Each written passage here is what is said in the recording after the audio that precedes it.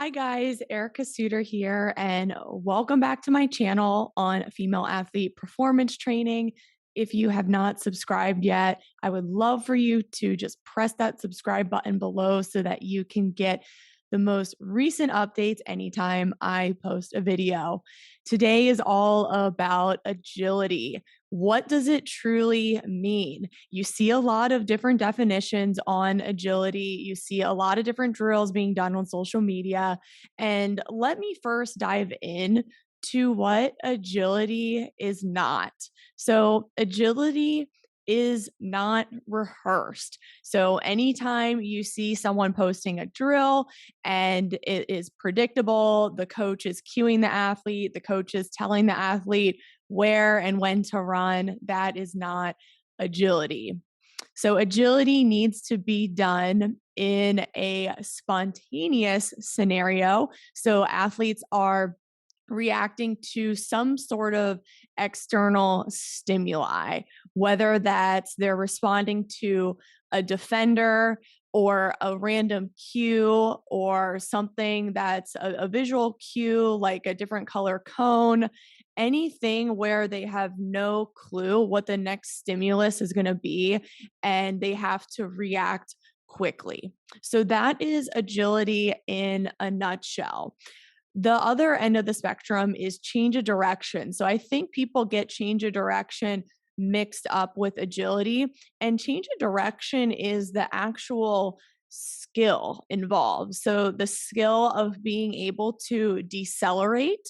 So, in other words, to pump the brakes and control your momentum quickly, and then to reaccelerate in another direction. That's change of direction, put simply. So it's being able to decelerate and then reaccelerate as fast as you can in a split second. And when you combine change of direction with the reactive component, that's when you get agility. So athletes have to be able to decelerate and reaccelerate after reacting to something external. So, how do we train these things? How do we train change of direction? How do we train agility? Change of direction is all about making sure youth female athletes can control their momentum and be eccentrically strong. So when female athletes are decelerating and when they are pumping the brakes, they are undergoing an eccentric muscle contraction in the lower extremities to be able to brake quickly.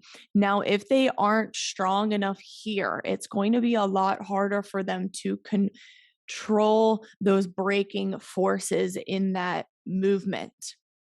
They also have to be concentrically strong and explosive and have good acceleration ability so that they can reaccelerate. And not just good acceleration abilities in the linear plane, but also in the frontal and transverse planes. So maybe they're braking quickly and then performing a side shuffle, or maybe they're braking quickly and then they have to do a 180 and make a full turn. So be sure that you're training all of these components within your sessions. It also bodes well to work on single leg eccentric deceleration. Deceleration is rarely done on two legs in youth female team sports. So, this is including things like broad jumps that are done single leg, and then depth jumps. But I highly recommend when you're starting with depth jumps with female athletes, you do make sure that they're working on these on two legs first, and then eventually progressing to that single leg variation. You could also work on lateral single leg jumps. So, really working in that frontal plane, but then you can also progress to the transverse plane, which is more sport specific. So, you always want to start general when you're working on eccentric movements, starting on two legs, then progressing to one leg, maybe adding some depth, maybe adding some added load. those are ways to progress these movements. So I've really stopped in my sessions training formal agility drills.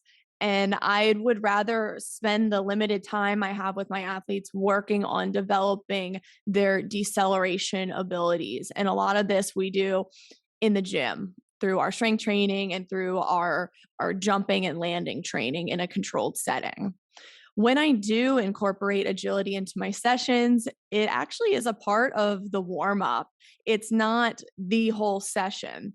So, in our warm ups, we'll do a lot of tag games that don't last longer than 6 to 10 seconds. We'll do a lot of chasing games, mirror drills, and just some fun reactive drills to get them thinking, to get them fired up for the session, but not to totally wear them out. Agility training should not be wearing athletes out. Otherwise, that turns into more of a conditioning drill. So keep these agility drills short, do them first thing in the session when athletes are fresh, and then move on. If you're doing quote unquote agility drills where athletes are tapping their feet through rings and ladders, and they're hopping over some hurdles, I'm sorry to break it to you, but that is not agility training.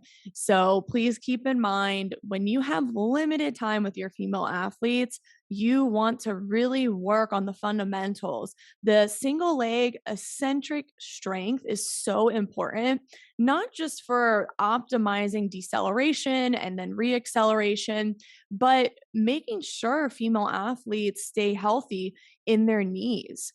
We really want to focus on the eccentric strength of the quadriceps, the hamstrings, especially to really safeguard that knee, especially with single leg training.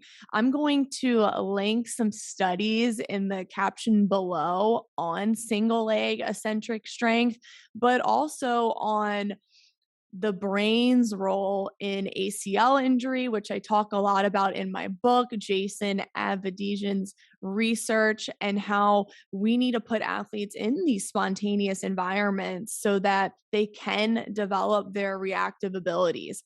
There's a lot of research surrounding the brain's role in ACL and how if female athletes are slow to react and they're not training their brain in these unpredictable settings outside their sport, then they're much more likely to have extremely faulty lower body biomechanics. And they might take a wrong step or they might be a step behind, and that could cause some instability in the knee. So I'm going to link that research. But again, when it comes to training agility, you need the spontaneity of it. And you also need the eccentric single leg strength, the deceleration work that's done in that controlled gym setting. When you have the blend of both, that's when it gets extremely powerful. And we really help our female athletes not just only optimize their performance and be the fastest movers and thinkers on the field, but we also help them to stay resilient. I hope this video helped you guys. For more resources, check out the Strong Female Athlete book in the caption below. There's something in there for everyone: youth female athletes, college female athletes, coaches, and parents. And if you're ready to start a speed and agility program for the off season, I highly recommend you check out in the caption the Strong Female Athlete online training subscription program. And I hope to see you in that amazing community.